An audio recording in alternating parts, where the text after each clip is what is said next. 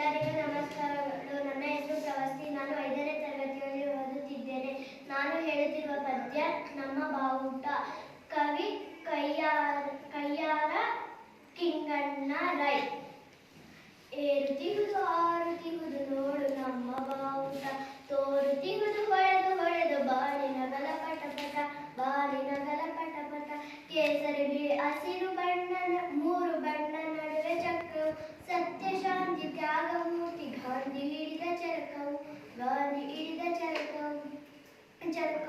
ಇಂಥ ಧ್ವಜವು ನಮ್ಮ ಧ್ವಜವು ನೋಡು ಹಾರುತ್ತಿರುವುದು, ಧ್ವಜದ ಭಕ್ತಿ ನಮ್ಮ ಶಕ್ತಿ ನಾಡ ಗುರಿಯ ಮೇಯುವುದು, ಧ್ವಜದ ಶಕ್ತಿ ನಮ್ಮ ಭಕ್ತಿ ನಾಡ ಗುರಿಯ ಮೇಯುವುದು.